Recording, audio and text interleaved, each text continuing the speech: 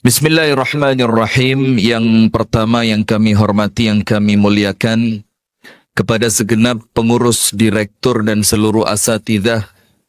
Ini Ustadz ya, Ustadz Eko Suryadi. Seluruh dewan asatidzah yang ada di Pondok Tahfidz Al-Quran Al-Iman. Kemudian kepada seluruh wali santri, baik wali santri putri pula, yang semoga oleh Allah senantiasa dimuliakan dunia sampai akhirat, dan kepada seluruh jajaran takmir dan panitia yang mengadakan acara dengan penuh kemeriahan di pagi hari yang penuh dengan keberkahan ini. Semoga Allah Ta'ala mengganjar dan mengganti jerih payah antum semua dengan kebaikan dunia sampai akhirat. Dan kepada seluruh jamaah yang hadir pada acara majlis ta'lim di pagi hari ini, semoga Allah Subhanahu wa Ta'ala menjadikan langkah kita mulai berangkat dari rumah sampai kita di tempat ini, sampai nanti kembali kita ke rumah kita masing-masing, semoga langkah kita oleh Allah dicatatkan sebagai ibadah. Amin ya rabbal alamin. Assalamualaikum warahmatullahi wabarakatuh.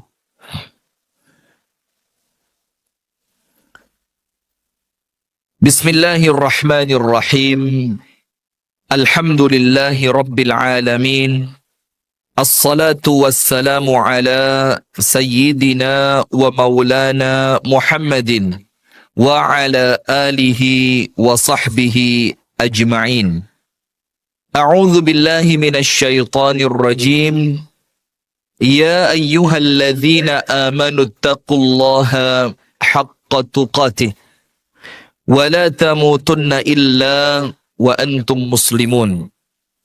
Wa qala aidan wa min ayatihi an khalaqa lakum min anfusikum azwaja litaskunu ilaiha wa ja'ala bainakum mawaddatan wa rahmah inna fi dhalika la ayatin liqaumin yatafakkarun. Wa qala aidan ar-rijalu qawwamuna 'ala an-nisa bima faddalallahu ba'dahum ala ba'd wa bima anfaqu min amwalihim. Sadaqallahul azim. Allahumma inna nas'aluka ilman nafi'an wa rizqan tayyiban wa amalan mutaqabbala. Allahumma 'allimna ma yanfa'una wanfa'na bima 'allamtana wa zidna 'ilman wa hudan wa taufiqan. Amin ya rabbal alamin. Jamaah sekalian yang dirahmati oleh Allah Subhanahu wa Ta'ala, puji dan syukur alhamdulillah senantiasa kita haturkan kepada Allah Azza wa Jal, di mana tidak ada suatu kebaikan apapun kecuali kebaikan itu terlaksana dikarenakan pertolongan dari Allah. Itulah mengapa syiarnya orang-orang yang beriman, la haula wala quwwata illa billah. Tidak ada daya, tidak ada upaya, tidak ada kekuatan yang kita miliki, kecuali semua itu karena pertolongan dari Allah Subhanahu wa Ta'ala. Tidak ada orang ahli ibadah kalau bukan karena Allah. Tidak ada yang bisa menjadi ahli ilmu kalau tidak mendapatkan pertolongan Allah.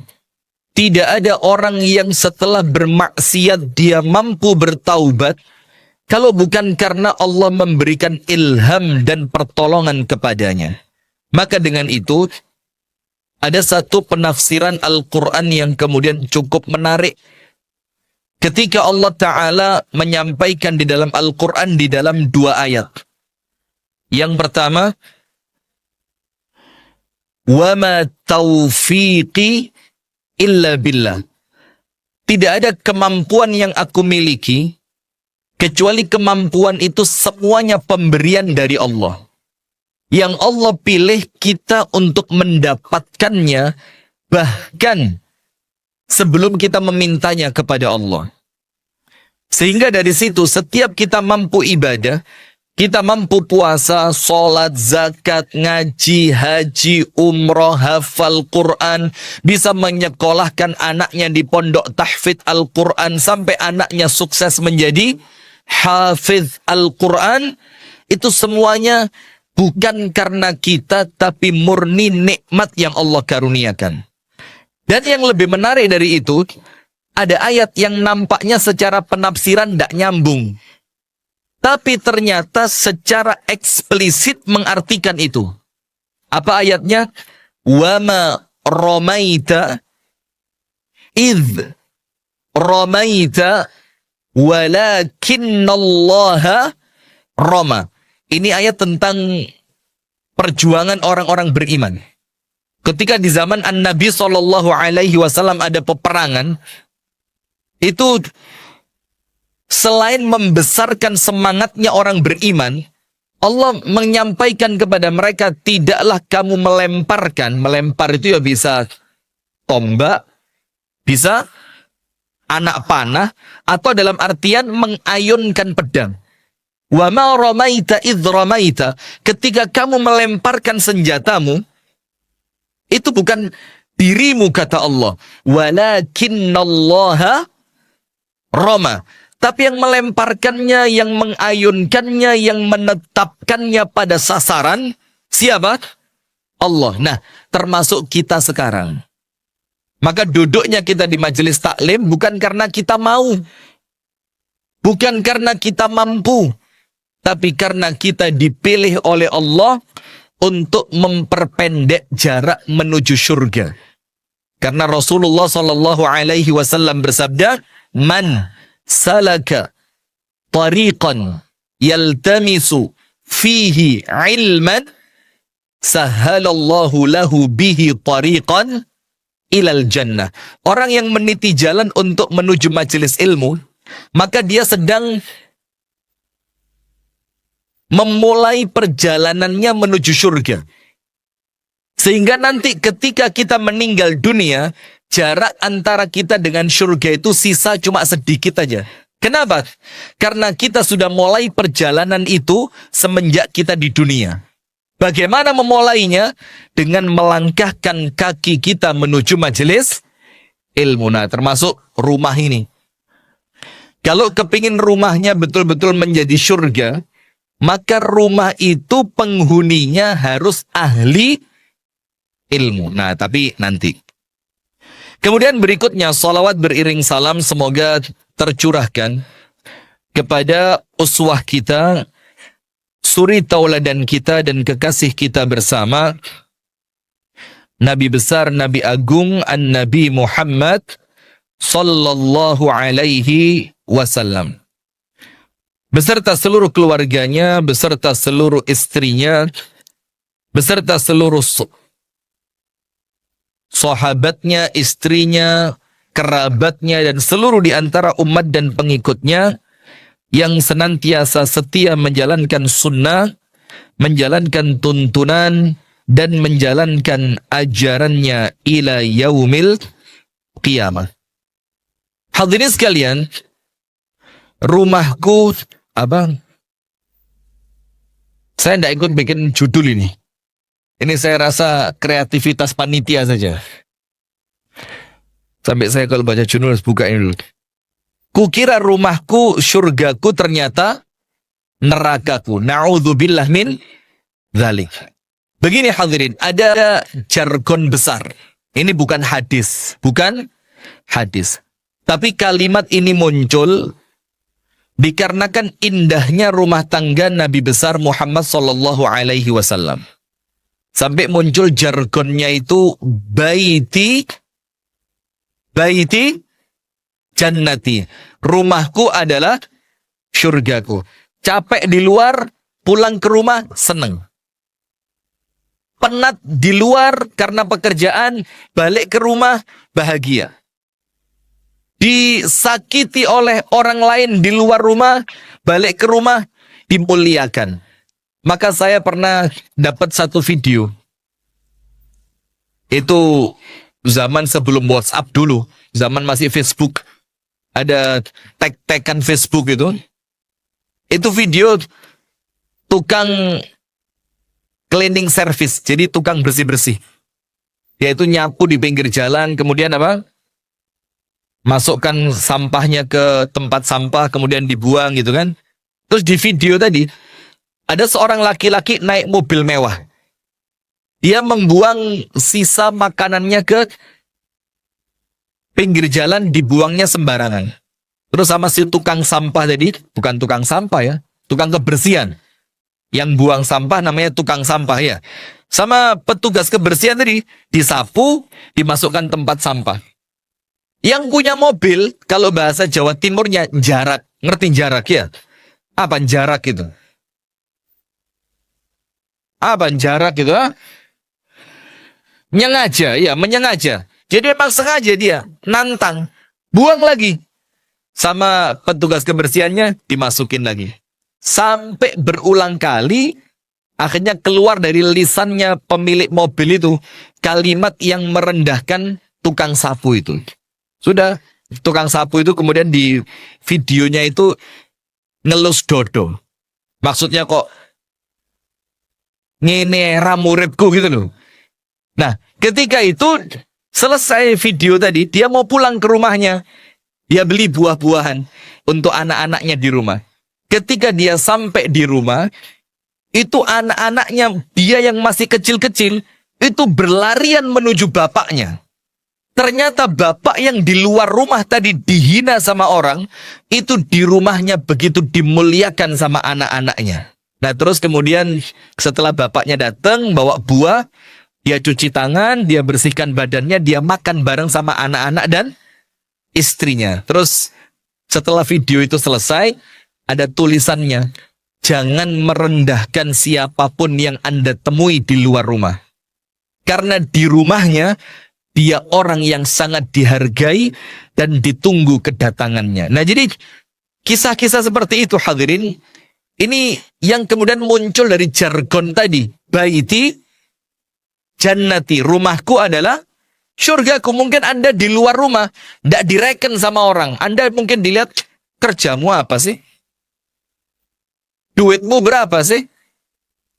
Sekolahmu sampai jurusan apa, sampai level apa sih?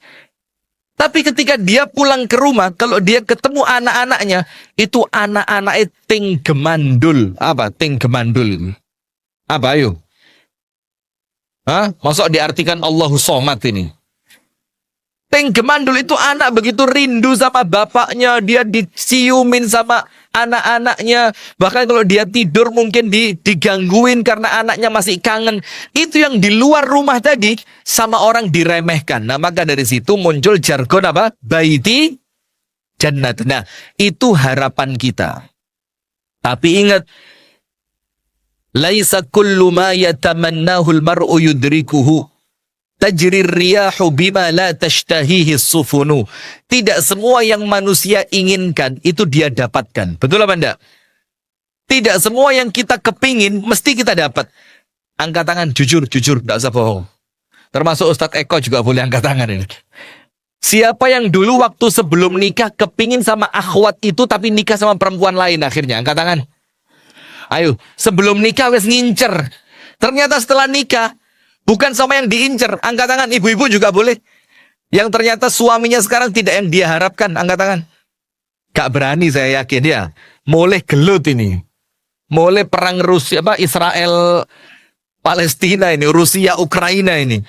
Nah, tapi itulah yang terjadi.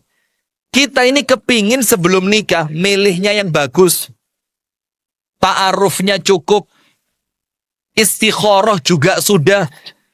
Tanya kepada orang yang ngerti ilmu agama juga sudah. Diskusi dengan orang tua sudah. Harapannya apa? Nanti rumah tanggaku akan menjadi rumah tangga yang syurgawi. Ketemu istri dipandang menyenangkan. Ketemu anak-anak, anak-anaknya sopan, akhlaknya luar biasa. Dia merasa nyaman di rumahnya karena penuh dengan kebahagiaan. Itu boleh jadi untuk sebagian kita cuma harapan. Padahal prosesnya sudah bagus. Nah, tapi kemudian yang muncul di rumah tangganya bukan rumahku syurgaku, tapi rumahku apa? Nerakaku. Nah, sekarang hadirin sekalian, kita akan sampaikan di sini ada 5 faktor, 5 perkara yang menjadikan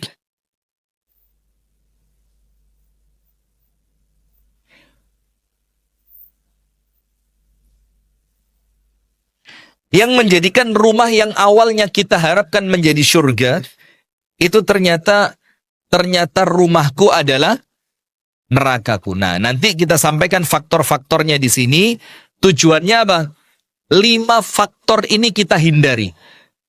Supaya yang rumah tangganya sekarang masih penuh dengan kebahagiaan, kebahagiaan itu tidak akan berubah menjadi kesengsaraan.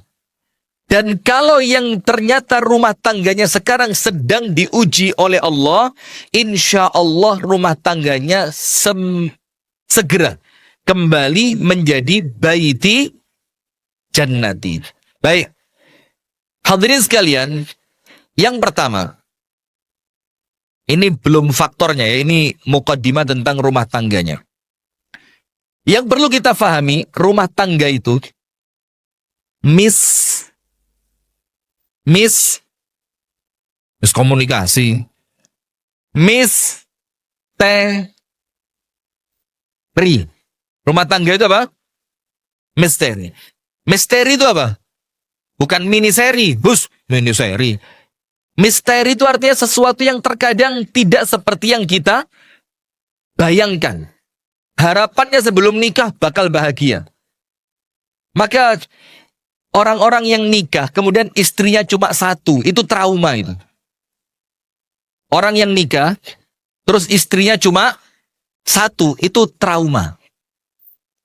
Karena kalau dia merasa bahagia, tidak mungkin bahagia, tidak kepingin nambah, itu tidak mungkin. Orang makan, cocok, nambah apa enggak? Setuju, sampai sini setuju? Setuju. Makan, bukan rumah tangga, makan. Kemudian lauknya cocok, embuh apa enggak? Embuh. Lah makanya yang istrinya cuma satu, jangan sok menasehati jomblo untuk nikah. Jomblo enggak percaya kalau nikah itu enak kalau yang ngomong istrinya cuma satu. Jomblo akan percaya kalau nikah itu enak, memotivasi mereka untuk nikah ketika yang ngomong itu istrinya sudah 2, 3, atau 4. Jomblo percaya, jelas enak. Kenapa enak? Lagi buktinya nambah kok. Tapi kalau yang ngomong istrinya cuma satu, ngomong rabi kok enak. Yang diberitahu kaget. Lah sampean ngomong enak kok gak nambah-nambah. Jangan-jangan sampean akan menyertakan saya dalam deritamu. Cek keroso. Betul Ustadz Sahidin. Ustadz Sahidin ini di Kediri bahaya ini. Kumpulannya poligami semua. Jadi istrinya perlu banyak berdoa ini. Mana istrinya Ustadz Sahidin ini? Hati-hati, rawan Ustadz Sahidin ini. Di Kediri dibully terus gara-gara istrinya cuma satu. Jadi di Kediri itu kalau istrinya cuma satu tidak boleh ikut ngomong. Kalau istrinya sudah 2, 3, 4 baru boleh ngomong. Sudah, astagfirullahaladzim. Nah maka perhatikan jamaah sekalian, yang pertama, rumah tangga itu misteri. Kita nikah dari awal, semua pasti kepingin rumah tangganya baik. Semua, tidak mungkin tidak. Tapi ternyata seiring berjalannya waktu, tabiat asli dari pasangan kita itu mulai keluar. Mulai nampak. Yang awalnya jaim, yang awalnya ngempet paham ya? nahan cek gak metu elee. Tapi suwelan suwe, lama kelamaan orang itu kepura-puraannya akan hilang, yang nampak aslinya. Yang nampak apa? Aslinya. Nah, maka ujian itu pertama kali muncul ketika tampak dari pasangan kita tabiat aslinya. Ketika nampak apa? Tabiat aslinya. Nah, maka dengan itu, supaya rumah tangga kita ini yang berupa misteri senantiasa mendatangkan surprise kebaikan demi kebaikan, syaratnya dua. Syaratnya apa? Dua. Jadi surprise-nya itu bukan surprise yang negatif, tapi surprise yang positif. Syaratnya dua. Jadi misteri yang muncul bukan misteri yang menyeramkan, tapi misteri yang menjadikan rumah tangga setiap hari itu kok tambah seru, tambah asik, tambah menyenangkan, tambah bahagia, tambah mesra. Itu syaratnya dua. Nomor satu, mulai pernikahan Anda dengan husnudzon. Dengan apa? Husnudzon, baik sangka. Baik sangka dua. Nomor satu, baik sangka kepada Allah, dan itu yang paling utama. Karena kita yakin jodoh itu pilihannya siapa? Allah. Kita milih, tapi pilihan kita itu tidak keluar dari kehendaknya Allah. Maka husnudzon kepada Allah, bahwasannya pilihan Allah pasti yang terbaik untuk saya. Husnudzon yang kedua, husnudzon kepada pasangan. Kamu pasangan terbaik, kamu pasangan yang cocok dengan saya, kamu pasangan yang senantiasa akan mendampingi saya sampai kapanpun dalam kondisi seperti apapun. Kenapa perlu husnudzon?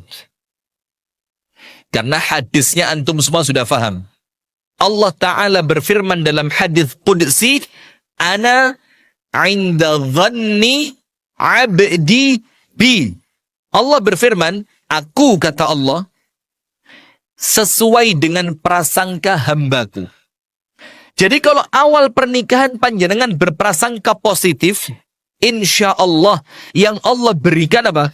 Kebaikan demi kebaikan. Itu syarat yang pertama. Syarat yang kedua apa? Biar misteri rumah tangga itu yang datang bukan keburukan tapi kebaikan.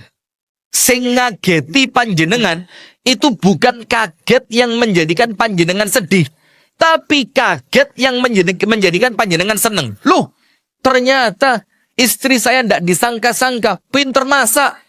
Loh, ternyata tidak disangka-sangka istri saya orangnya itu pandai merawat suami. Jadi misterinya itu yang terkuak semakin lama, isinya kebaikan semua. Syarat keduanya apa? Hal jazaul ihsani illal ihsan. Paham enggak? Paham? Ibu-ibu yang di belakang dengar enggak suara saya yang di tenda belakang? Bu, bukan yang di masjid, yang di tenda itu, tenda. Sini terop. Dengar? Lanjut. Sudah mulai panas belum? Oh, pakai kipas. Luar biasa perjuangan ya. Mudah-mudahan panasnya panjenengan oleh Allah diganti dengan nikmatnya surga. Amin. Sudah? Maka hadirin sekalian, Allah Ta'ala berfirman dalam surat Ar-Rahman, Hal jazaul ihsani illal ihsan. Tidak ada balasan suatu kebaikan kecuali apa? Kebaikan yang serupa. Itu syarat kedua. Kalau kita kepingin kejutan dalam rumah tangga itu senantiasa kejutan yang positif, maka setiap hari lakukan kebaikan yang baru untuk pasangan Anda. Entah suami ataupun istri. Kasih kejutan yang positif. Apa kejutannya? Dik, kamu tak kasih kejutan. Apa mas? Alhamdulillah, kamu sudah punya teman baru. Positif apa negatif? Bu, positif apa negatif? Astagfirullah. Baru dibilang husnudzon, suudzon sekarang ya. Nggak masuk pengajiannya. Sudah. Contohnya selain itu ya. Istri kita bangun tidur, tiba-tiba di sampingnya ada kotak kecil. Wah. Nggak usah desain macem-macem. Isenono apa? Ya mungkin permen kesukaan dia, coklat kesukaan dia, terus ditulis kata-kata romantis. Wah. Pernah dapat seperti itu dari suaminya? Pernah buat? Ah, kering, lemah. Laki-laki lemah ini. Jadi, bikin di samping bantalnya istri itu, Anda kasih kotak kecil. Dikasih pita. Mosok kalah sama yang pacaran Valentine's Day. Anda ini sudah halal. Rasul mengatakan tidak ada dua orang yang saling mencintai yang lebih hebat dibandingkan orang yang menikah. Maka pacaran itu tidak boleh kalah dengan nikah. Maka orang yang sudah menikah, romantisnya harus lebih. Setuju ibu-ibu? Pret. Setuju dari mana? Anda lepas ngene setuju ya? Bikin kotak kecil, dikasih pita. Kasih dalamnya coklat. Kasih tulisan romantis. Entah kenapa, semakin hari kamu semakin cantik. Wah, tulis gitu. Afwan Ustaz, memotong sejenak Oh ya, silakan. dari panitia. Nah. Untuk ibu-ibu yang nggak kebagian tempat duduk bisa di serambi masjid sebelah utara. Sekali lagi untuk ibu-ibu yang nggak kebagian tempat duduk untuk di belakang bisa menuju ke serambi utara, masih ada longgar. Monggo ibu-ibu pindah ke sebelah utara atau ya apa? Masuk sebelah sini mungkin bisa ya. Sebelah. Tapi antum atur lah, terserah antum aja ya. Nah sudah, maka setelah ada kejutan kecil tadi, terus istri kan seneng. Insya Allah sepanjang hari Anda dimuliakan sama istri itu. Apa dalilnya? Apa dalilnya? Ma akraman nisa'a illa karim. Wa ma ahanahunna illa laim. Yang mampu melakukan kebaikan untuk istrinya itu laki-laki yang aslinya baik, tabiat dasarnya baik. Apike bukan pura-pura. Itu kalau seorang laki-laki bisa baik kepada siapa? Istrinya. Tapi kalau baik sama temennya, gak mesti. Bisa jadi pura-pura. Baik sama siapa lagi? Jamaah pengajian, wah tambah nemen, mujamalah, basi. Tapi kalau baiknya seorang suami kepada istri, itu insya Allah baik yang tulus dari hati, dan itu menjelaskan dia betul-betul laki-laki yang baik. Nah maka itu nomor satu, ingat, biar misterinya misteri yang positif, nomor satu apa? Husnudzon, berbaik sangka. Karena baik sangka itu termasuk doa. Itulah kenapa Bu yang di belakang, ibu-ibu dengerin. Jangan pernah curhat tentang masalah rumah tangga kepada siapapun. Hati-hati panjenengan. Ini bisa menjadi rumahku nerakaku. Paham Bu ya? Jangan pernah apa? Curhat masalah rumah tangga kepada siapapun, kecuali kepada orang yang betul-betul bertakwa, berilmu, dan amanah. Tulis 3 ini. Kecuali kepada orang yang benar-benar takwa, ilmu, amanah. Orangnya bertakwa, orangnya punya ilmu, dan orangnya amanah. Itu pun curhatnya bukan curcol, tapi curhat untuk mencari apa? Solusi. Curhat untuk cari solusi. Insya Allah aman. Nah tapi, ibu-ibu perhatikan, tak ceritani kisah nyata. Mau cerita kisah nyata enggak? Ini kejadian di jamaah kami sendiri. Mungkin sebagian sudah pernah dengar kalau ngikutin ceramah saya. Ada seorang ibu, suaminya kerja jauh. Ada seorang ibu, suaminya kerja apa? Jauh. di luar pulau. Pulangnya 3 bulan sekali. 3 bulan sekali baru pulang. Terkadang 2 bulan pulang. Terkadang 1 bulan pulang. Tapi normal jadwalnya 3 bulan sekali. Ini tidak saya ceritakan lengkap ya. Tak cerita nih inti nih. Kemudian si ibu tadi yang punya suami kerja jauh itu punya teman curhat. Ketika ibu ini curhat, Mbak, bojoku kok gak tahu mulih yo. Bojoku kok lek adoh gak tahu telepon yo. Gak tahu WA. Kadang-kadang tak telepon yo gak diangkat. Macam-macam curhatannya wis macam-macam. Apa yang terjadi? Teman curhatnya menasehati ibu tadi, bilang, sabar Mbak, namanya orang berumah tangga, yo mesti ono ujiane. Toh suami panjenengan itu pergi jauh bukan untuk macem-macem, dia pergi jauh untuk kerja, hasilnya juga buat panjenengan dan anak-anak. Nah, silakan maju dulu ya. Silakan maju dulu.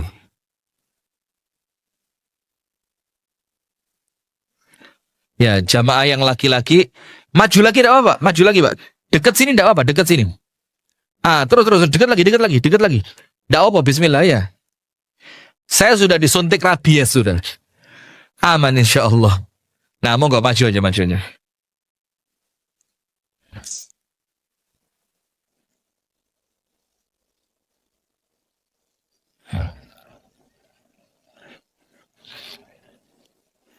Ya, mendekat, diatur duduknya ya.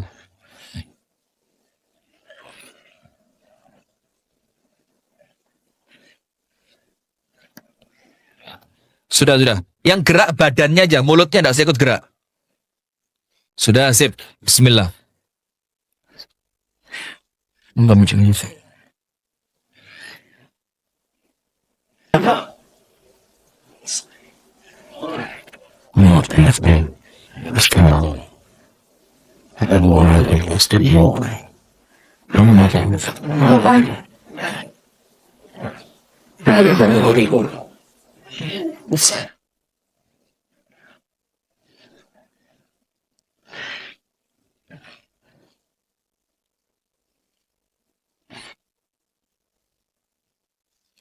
Baik, kita lanjutkan jamaah ya. Bismillah. Ini ibu curhat sama temennya. Ya apa sih Mbak, bojoku gak tahu mulih. Ditelepon gak diangkat. Kadang-kadang di WA bales yo. Di WA sekarang balesnya 50 tahun ke depan. Balesnya suwe macam-macam. Sama temen curhatnya dinasehati. Sabar Mbak, namanya orang rumah tangga. Toh suami kerja juga buat sampean kok. Mungkin pas ditelepon suami sedang apa? Sedang kerja. Mungkin di WA suami lupa, ndak balas. Jadi sampean tenang Mbak, jangan mikir yang macam-macam. Curhat yang pertama. Ndak lama lagi curhat lagi sama temen yang sama. Dicerita nih, Mbak, saiki tambah nemen lho Mbak. Mulai telungulan sepisan mulai gak di oma Mbak, nginep di omai ibu Coba. Kata temennya, disuruh sabar. Sabar Mbak, yo namanya suami masih punya ibu. Kan namanya seorang laki-laki berbakti nomor 1 kepada siapa? Ibunya, dinasehati. Terus curhat lagi. Sampai tidak tahu curhat yang keberapa. Si temen curhat mulai metu setane. Mulai keluar apa? Setannya. Dia bilang apa? Kok kuat sih Mbak punya suami kayak gitu? Kalau itu suami saya Mbak, saya minta pisah dari dulu. Sampai ini sabarnya luar biasa loh. Orang lain belum tentu bisa bertahan sampai sejauh ini. Mulai dipanas-panasi sampai titik terakhir. Akhirnya si ibu dengan suaminya tadi apa? Cerai. Anda tahu? Percis 3 bulan. Setelah perceraian itu, si suami nikah dengan teman curhatnya mantan istri. Ayo, mau begitu? Dan orangnya telu-telune seurip kabeh sekarang. Tiga-tiganya sampai sekarang masih hidup. Kalau mau kenalan, saya kenalin nanti. Atau kita bawa ke sini buat testimoni. Coba. Itulah ibu-ibu sekalian. Maka husnudzon atau suudzon itu termasuk doa. Termasuk apa? Doa. Sekarang begini. Anda cerita sama satu orang. Mbak, bojoku ngene. Maka dia berprasangka jelek kepada suami Anda. Nanti diceritakan kepada orang kedua, orang ketiga, orang keempat, orang kelima. Semuanya berprasangka buruk tentang rumah tangga Anda. Prasangka dianggap doa oleh Allah diijabah. Rumah tangga panjenengan betul-betul rusak. Na'udzubillah min dzalik. Maka jangan. Yang pertama, husnudzon. Yang kedua, apa? Hal jazaul ihsan illal ihsan. Kalau kepingin berbalas kebaikan, lakukan apa? Kebaikan. Al jaza'u min jinsil amal. Balasan senantiasa sesuai dengan perbuatan. Melakukan kebaikan, balasannya apa? Baik. Melakukan keburukan, balasannya apa? Keburukan. Tapi ingat, jangan berharap kebaikan dari manusia, nanti panjenengan kecewa. Jangan berharap kepada siapa? Manusia. Nanti apa? Kecewa. Tapi berharapnya kepada siapa? Allahus Samad. Allah tempat kita gemandul. Gemandulnya marang Gusti Allah. Kalau kita berharapnya kepada Allah, Allah gerakkan hati pasangan. Tapi kalau berharapnya kepada pasangan, nanti Allah cemburu. Karena Allah itu maha pencemburu. Kalau Allah cemburu, Allah rusak tempat Anda bergantung. Tujuannya baik, supaya Anda kembali hanya bergantung kepada Allah. Maka begitu. Itu poin yang pertama. Rumah tangga itu penuh misteri. Poin yang kedua, perhatikan. Rumah tangga yang baik itu diawali dengan kebaikan misua. Nomor dua apa? Kebaikan rumah tangga diawali dari kebaikan siapa? Misua apa suami? Suami. Karena apa? Perempuan itu ibarat ayang-ayang. Bayang? Bayang-bayang. Kalau kayunya lurus, bayang-bayangnya ya apa? Lurus. Kalau kayunya bengkok, bayang-bayangnya ya apa? Bengkok. Maka kalau kepingin istri yang baik, suami harus mengawali diri menjadi suami yang baik. Dalilnya apa? Begini. Panjenengan buka nanti di rumah, surat An-Nisa ayat 34. Nah ini tolong ya, ceramah-ceramah seperti ini ojo gawe penak-penaan dirungokno tok. Tapi ngaji kita harus naik level. Ngaji untuk ketika pulang diamalkan. Laki-laki. Laki-laki lemah semua ini. Berapa istrinya? Ceramah di depan laki-laki beristri satu itu kurang menantang. Sudah ya, nanti insya Allah kalau saya datang ke sini lagi, panjenengan mudah-mudahan istrinya sudah 4 semua. Amin, amin, amin ya Allah, amin, amin, amin ya Rabbal alamin.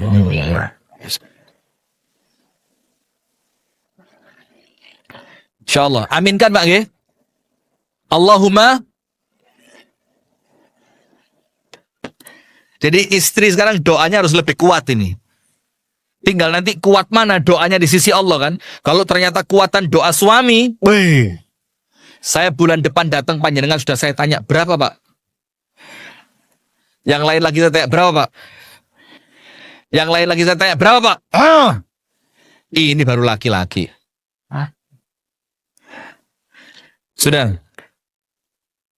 Kebaikan istri dalam tanda kurung kebaikan rumah tangga diawali dengan baiknya siapa?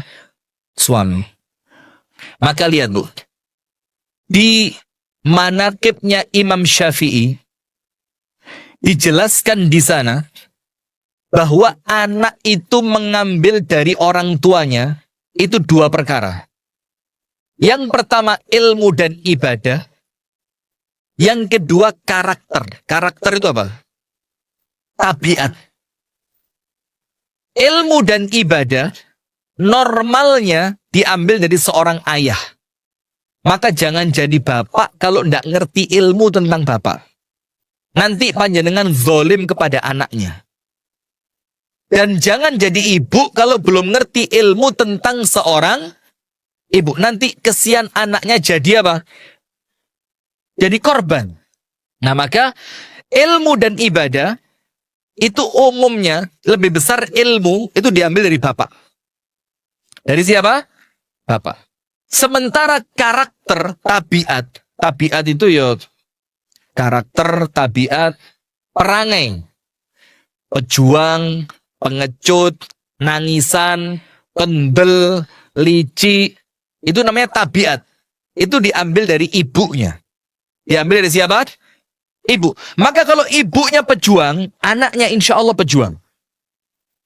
Kalau ibunya dermawan, insya Allah anaknya dermawan. Kalau ibunya orang yang positif, anaknya insya Allah positif.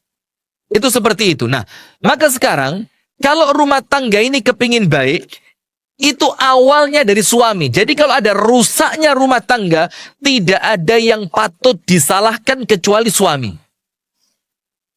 Gak bisa Ustaz, istri saya susah diatur. Lah ya sing ngatur model sampean kok. Ya pantas kalau istrinya susah diatur. Istri ngelihat, kon sopo ngatur-ngatur aku. Nah, jadi gak bisa Ustaz, istri saya itu pergaulannya rusak. Loh, yang menjadikan istri punya pergaulan rusak karena siapa? Suami. Nggak ngontrol, nggak melarang, tidak mengarahkan, tidak mencarikan komunitas yang baik. Akhirnya sampai dia ketemu majelis yoga, majelis senam zumba. Kan? Majelis senam zumba, majelis apa lagi? Arisan sosialita. Yang antara baju, jilbab, tas kelire podo, kuning-kuning kabeh, putih-putih kabeh. Itu yang tidak ada yang patut disalahkan kecuali suami. Nah, maka tulis poin kedua, surat An-Nisa 34. Surat apa? An-Nisa. Ayat berapa? 34. Allah Ta'ala berfirman, Ar-rijalu qawwamuna 'alan nisa. Laki-laki itu pemimpinnya perempuan. Jadi rumah tangga itu yang ideal suaminya pemimpin. Suaminya apa? Pemimpin. Nah, tapi ingat makna qawwamun itu ada beberapa. Nomor satu, ibu-ibu, perempuan diciptakan oleh Allah dari tulang yang seperti apa? Tulang rusuk yang bengkok. Semua tahu hadisnya ya? Kalau diluruskan dengan cara yang kasar, tulang yang bengkok itu akan apa? Patah. Patah artinya apa? Cerai. Patah artinya apa? Cerai. Kalau bahasa Kasembonnya divorce. Bahasa Kasembonnya apa? Divorce. Ngerti divorce? Nanti cek di Google ya. Divorce. Ceklek. Cerai. Pegatan. Talak. Itu kalau meluruskannya langsung. Jadi tulang bengkok langsung di keratak. Cuklek. Maka tulang yang bengkok itu ada treatmentnya. Diobong dipanasi pelan-pelan. Diluruskannya tidak sekali waktu, tapi apa? Perlu telaten. Nah, ketika maknanya perempuan tercipta dari tulang rusuk yang bengkok, maka arti qawwamuna 'alan nisa itu artinya apa? qawim. Qawim apa? Qawim itu lurus, berarti tugasnya suami apa? Meluruskan. Kalau suami tidak ngerti meluruskannya bagaimana? Musibah. Musibah. Kenapa Anda buru-buru nikah sebelum Anda punya ilmunya? Anda tanggung jawab, tidak sembarangan. Tidak boleh rabi pokok. Rabi, tidak bisa. Diluruskan. Karena itu tugasnya ar-rijalu qawwamuna 'alan nisa. Arti yang kedua, apa qawwamuna 'alan nisa? Mentarbiyah. Apa? Mentarbiyah itu apa? Mendidik nilai-nilai positif dalam kehidupan istri. Diurui. Kalau istrinya sukanya ngomongnya kasar, ditoto. Dek, ngomong yang kasar itu tidak baik. Nanti kalau kedengeran anak kita jadi masalah. Misal macam-macam, itulah fungsi suami yang kedua, tarbiyah. Dia murabbinya istri. Dan kalau suami di dalam rumah juga sebagai guru buat istrinya, maka takzimnya istri akan tambah. Dia bukan cuma suamiku, tapi dia termasuk guruku. Tapi sayangnya sekarang yang rajin ngaji perempuan. Sing lanang rajin kerja, duit gak ngelompok. Judi online. Anda tahu, Pak? Anggota legislatif yang ketahuan pemain judi online itu lebih dari 1.000. Itu katanya oknum. Saya mikir, oknum kok 1.000? Oknum itu ya 2 oknum, 3 oknum, ini 1.000. Lah kok 1.000 dibilang oknum? Jangan-jangan yang baik malah oknum itu. Iya, lek sing elek 1.000, sing apik mali oknum. Ini lihat berita polisi dibakar istrinya. Anda tahu kronologisnya bagaimana? Si suami suruh masuk kamar, ganti baju, ganti celana pendek, pakai kaos, disuruh duduk di tangga garasi, tangannya diborgol, disiram bensin. Terus tiba-tiba si istrinya lain korek, dus, diobong. Panjenengan belum pernah nyoba? Sensasinya begini, Pak. Na'udzubillah min. Nah, karena sekarang yang banyak ngaji perempuan, suami kalah dalam mentarbiyah istri. Gak iso ngarahkan istri. Kata istrinya apa? Dek, lek metu iku dek, kudu pamitan Bek sing lanang. Mbaknya punya dalil, ngawur sampean. Wingi lah aku ngaji jare ustad gak perlu. Loh, wes kiper sudah panjenengan. Waduh, jare ustad gak perlu. Iki sih bener ustadnya apa aku iki? Ngeper panjenengan karena apa? Nggak punya ilmu untuk tarbiyah. Yang ketiga, ar-rijalu qawwamuna 'alan nisa. Makna qawamah di sini mendidik ibadah. Nah, tapi itu tidak mungkin terjadi. Ini suami dulu. Tidak mungkin terjadi tanpa 2 syarat. Syarat pertama, bima faddalallahu ba'dahum 'ala ba'dhin. Yang pertama, suami bisa mengarahkan istri, bisa mentarbiyah istri, bisa meluruskan istri ketika suami memiliki kelebihan. Memiliki apa? Kelebihan. Bima faddalallah. Karena Allah telah melebihkan ba'dahum, laki-laki, ala ba'dhin, di atas perempuan. Berarti kalau laki-laki kepingin memiliki qawamah di dalam rumah tangga, Anda harus punya apa? Kelebihan. Kelebihannya minimal 2. Nomor 1 ilmu, nomor 2 ibadah. Kelebihannya minimal berapa? 2. Nomor 1 apa? Ilmu, nomor 2 ibadah. Ganteng gak penting. Wakeh wong ganteng dek ngarepe bojone yo siap.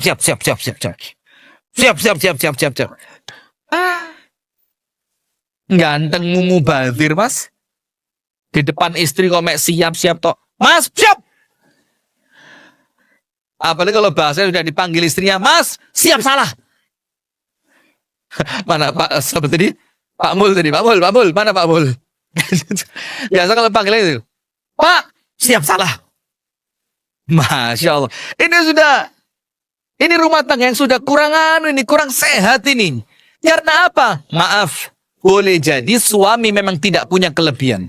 Sehingga istri ketika diarahkan itu mikir, "Loh sampean iki sopo kok ngatur-ngatur aku? Ngaji gak iso, salate bolong, poso ora tahu, datang ke majelis taklim ndak tahu blas, kok tiba-tiba ngatur-ngatur saya, jangan ke rumahnya ini, jangan kumpul sama ini, jangan duduk sama orang ini, jangan pergi sama si fulan." Kata istri, "Lo sampai lo ngelarang aku gak duwe ilmu." Nah, tapi kalau suami punya kelebihan, ilmunya lebih dibanding istri, ibadahnya lebih dibanding istri, apa yang terjadi? Istri diarahkan manut, karena istri bilang apa? Yo pantes lawang sampean ilmune cukup, ibadah yo api. Nah maka Pak, ngoco awak sadurunge merentah istri, betul Bu? Betul ibu-ibu yang diteror belakang, betul? Wayang ini betul, nanti tunggu tanggal mainnya di Lungkas. Bima faddalallahu ba'dahum ala ba'din. Yang kedua, wa bima anfaqu min amwalihim. Kenapa laki-laki itu menjadi pemimpin? Karena laki-laki itu membelanjakan, menafkahkan sebagian dari hartanya untuk anak dan istrinya. Berarti ar-rijalu qawwamuna 'alan nisa dengan dua syarat. Syarat pertama, laki-lakinya punya kelebihan. Kelebihannya minimal ilmu dan ibadah. Syarat kedua, si laki-laki punya financial freedom. Oh, apa ini? Gampang, duit. Ibu-ibu ini Pak, benisuk panjenengan belanjani 2 juta. Manut. Asli manut. Isuk tangi turu, 2 juta. Kudu entek, lek gantek ngelu aku. Kira-kira kalau panjenengan tiap pagi 2 juta, manut boten Bu? Dengar Pak. Ternyata istri butuh apa Pak? Wes salah, Al-Quran ndak mungkin salah, tapi yo ndak begitu juga artinya yo, mosok 2 juta, wah yo, stroke seminggu ya. Tapi artinya dicukupi. Dan ingat, nanti tanya Ustadz Eko ini, min di dalam ayat wa bima anfaqu min amwalihim, karena mereka menyedekahkan hartanya, min di situ artinya apa? Tab'idz. Menunjukkan sebagian. Berarti uang itu bukan dipegang istri, tapi dipegang suami. Ayo angkat tangan, yang uangnya setor sama istri. Angkat tangan. Angkat apa-apa, tidak usah malu. Kadung kok, angkat tangan. Yang tinggi. 1. Mana lagi? 2. Ganteng-ganteng padahal. Mana lagi yang setiap gajian? Deknya. Nanti ketika mau pergi, dek sangu. Laki-laki tulang lunak panjenengan, kesuwen di presto itu diteken sama istri, gak kuat macem-macem sudah. Jangan, uang itu dipegang siapa? Tarik nanti Mas, tarik. Ibu-ibu, uang dipegang siapa? Ini teorinya, praktek terserah panjenengan. Sehingga apa? Sebagian berikan istri, mencukupi kebutuhan mereka dan anak-anak serta rumah tangga. Tapi sebagian yang lain dipegang siapa? Suami. Tujuannya apa? Kalau istri megang duit kakean, nanti tidak ada komunikasi dengan suami. Tapi kalau dikasih uangnya cukup, ketika ada kebutuhan yang lain yang menjadikan dia butuh duit tambahan, dia akan komunikasi sama suami. Kalau dia komunikasi sama suami, komunikasinya nyuwun arto, dingkluk mesti. Mana ada nyuwun arto? Duit! Tidak ada. Orang minta itu ya apa? Kadang-kadang suaminya datang dipijeti. Mas kesel. Curiga sudah.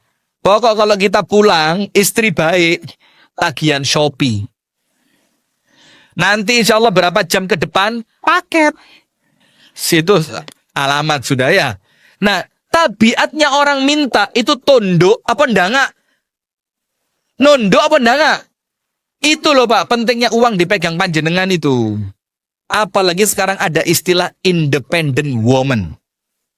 Ngerti pora lamongan nih. Independent woman. Ini apa daerahnya namanya apa? Sedayu Lawal. Ngerti independent woman? Perempuan yang dibikin independen. Jadi seakan-akan laki-laki itu penjajah. Jadi kalau dia bisa mandiri dibilang independen, ini istilahnya wes keliru. Maksudnya independent woman menurut mereka itu istri yang tidak punya ketergantungan kepada suami. Ya rusak rumah tangga. Dia tidak takut dimarahin suami. Loh sekarang ayat Quran yang ketika istri itu melakukan nusyus, tahu nusyus? Pembangkangan atas ketaatan kepada suami. Diatur gak gelem. Disuruh gak nurut. Dipanggil gak semaur. Dijak ngomong ngamuan. Itu nusyus. Maka hukumannya dalam Islam itu 3. Ini di zaman dulu Pak. Hukuman yang menyakitkan untuk perempuan. Sekarang perempuan dihukum dengan 3 ini. Guyang-guyu. Nomor 1. Tidak diajak berbicara. Tambah seneng. Gak dijak ngomong. Ngini terus. Gak mau mandek wis. Kenapa? Tidak diajak bicara. Seneng kenapa? Karena independen tadi. Suami tidak ngajak ngomong. Dia punya temen yang lain. Konconnya akeh kok. Teko nang omahe Mbak Sri, Mbak Jum, teko nang omahe Ses Yeni, teko nang omahe Miss Rina, teko nang omahe Umu Karomah, wis macem-macem. Zaman dulu perempuan ndak keluar rumah, ndak punya ini. Sehingga ketika tidak diajak ngomong sama suami, dia ngomong sama tembok. Mbok tembok. Ya apa mbok? Aku setelung dino gak dijak ngomong bojoku mbok. Ya Allah mbok. Padahal istri itu menurut penelitian, ini kan sering disampaikan ya. Dia itu punya perbendaharaan omongan 1 hari itu berapa ribu? 20 ribu kata. Iku lek gak metu, jadi awak iku. Kalau tidak dikeluarkan lewat mulut itu tersimpan di lemah itu. Nah, zaman dulu dihukum dengan tidak diajak ngomong, tersiksa, akhirnya manut, yo mas, sepurane aku ngaku. Sekarang tidak masuk. Yang kedua, pisah ranjang. Yang jerit-jerit bukan ibu-ibu, bapak-bapak. Kenapa pisah ranjang, bapak-bapak jerit-jerit? Istrinya cuma 1. Coba pisah ranjang istri panjenengan 4. Yang jerit yang sana bukan yang sini. Sekarang aturan kewolak-walik gini loh Pak. Sehingga ketika istri pisah ranjang sama suami untuk menghukum istri, itu yang merasa tersiksa suami. Tola tole ngitung rengci tatanane wis rusak. Yang ketiga, pukul. Sekarang mukul, ya laporan Pak Mul. Pak Mul saya dipukul Pak Mul, kena pasal KDRT panjenengan. Nanti belum lagi kena pasal 338. Waduh, medeni Pak Mul 338 ya. Pembunuhan. Wah. Tidak bisa sekarang. Nah, maka dengan itu suami ketika mau mengarahkan istri supaya rumah tangganya baik, suami harus punya 2 tadi. Nomor 1 apa? Kelebihan ilmu dan ibadah. Nomor 2, suami punya fulus, yang fulus itu dibutuhkan oleh istri. Sehingga istri itu tunduk kepada suami. Nah sekarang dengan munculnya independent woman dan yang lain, itu muskilah buat kita itu. Kenapa? Istri ndak wedi diwedeni cerai ndak wedi. Sampean lek gak nurut tak pegat sampean. Yo saiki lah wis. Lapo ngenteni meneh. Lah saiki ae. Kenapa? Dia independen. Perawatan duwe-duwe. Konco lanang di kantor yo akeh. Dipegat saiki meneh rabi yo wis iso. Kalau ndak ngerti masa idah ya banda. Nah, kenapa yo itu tadi? Maka ingat poin pertama, jadikan misteri dalam rumah tangga itu misteri yang positif. Husnudzon, dan lakukan kebaikan kepada pasangan setiap saat. Maka nanti imbal baliknya akan positif. Yang kedua, ketika suami ingin menjadi pemimpin dalam rumah tangga, suami harus punya dua sifat. Nomor satu, punya kelebihan. Nomor dua, punya uang. Ketika suami memiliki itu, apa yang terjadi? Langsung muncul. Nanti tanya sama Ustadz Eko atau Ustadz yang lain. Setelah ayat Ar-rijalu qawwamuna 'alan nisa bima faddalallahu ba'dahum 'ala ba'd wa bima anfaqu min amwalihim, dan dikarenakan harta yang mereka belanjakan untuk istri. Setelah ayat itu lanjutannya apa? Ada yang hafal? Fassolihatu. Fa di situ ini ada artinya, Pak. Bukan asal taruh aja dalam ayat. Enggak, ada artinya. Bukan wassolihat, enggak. Apalagi thumma solihat, kemudian enggak. Tapi apa? Fa. Fa itu artinya apa? Muncul beriringan. Ketika di rumah ada suami yang qawwamah, maka akan muncul seiring dengan suami yang qawwamah tadi, dengan dua syarat tadi, itu akan muncul perempuan-perempuan yang solihah. Berarti, sekarang lihat. Panjenengan tahu enggak? Kita ini terlepas, mohon maaf, ini saya ngomong apa adanya. Tapi saya tidak nyindir kelompok manapun. Ini disclaimer. Karena sekarang YouTuber harus ngomong itu terus nih. Disclaimer. Oh, posisi disclaimer itu ya. Begini, saya tidak sedang nyindir kelompok manapun, partai politik manapun, dan apapun, tidak. Tapi begini, berulang kali, ini saya pribadi, setiap pemilu sing tak pilih gak tahu menang. Masa bodoh? Masa sama kita? Senasib. Sing tak coblos, seret. Mesti kalah. Dan dalam hati, wes keroso, iki tak nyoblos mesti kalah ini. Keroso. Tapi tetap nyoblos. Dan itu berulang kali. Artinya apa? Di Indonesia ini, Pak, Bu, Islam mayoritas.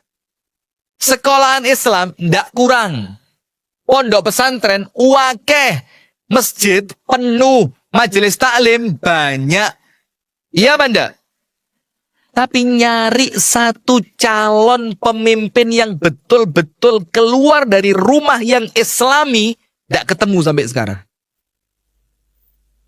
Tidak ketemu. Ini masalahnya bukan masalah pendidikan, tidak hanya itu.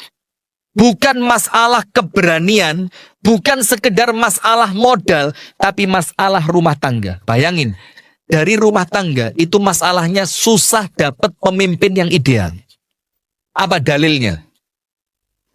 Anda tahu doa tentang rumah tangga apa? Salah satunya nggih, Rabbana hab lana min azwajina wa dzurriyyatina qurrata a'yun waj'alna lil muttaqina imama.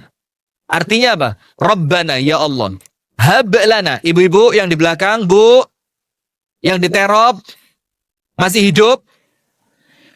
Enggak, maksud saya kipasnya masih hidup. Kalau orangnya jelas hidup ya. Panjenengan dengerin nggih? Dengerin buatan? Ya, dengerin. Rabbana, wahai Tuhan kami. Hab lana, anugerahkan kepada kami. Berikan kepada kami. Min azwajina, pasangan hidup kami. Boleh laki, boleh perempuan. Wa dzurriyyatina, dan anak turun kami. Anak, cucu, cicit terus. Qurrata a'yun, yang ketika di dunia itu nyenengke hati. Dilihat nyenengke, diperintah nurut, membanggakan, menyenangkan, sopan santun, akhlaknya mulia. Itu kita minta kepada Allah. Setelah itu terjadi, apa yang berikutnya? Waja'alna, dan jadikan saya, pasangan saya, anak turun saya. Ini rumah tangga bukan? Waja'alna. Jadikan saya, istri saya, kalau yang berdoa istri berarti jadikan saya, suami saya, wa dzurriyyatina, dan anak-anak kami nanti qurrata waj'alna lil muttaqina imama. Jadikan kami apa? Pemimpin. Berarti kalau rumah tangga itu baik, pemimpin itu ting telecek. Ngerti ting telecek? Merem, cep, pantas jadi presiden. Merem lagi, terutama di si Dayu Lawas ini, merem, cep, pantas penggantinya Luhut Binsar Panjaitan. Mana mencekel kan? Terus,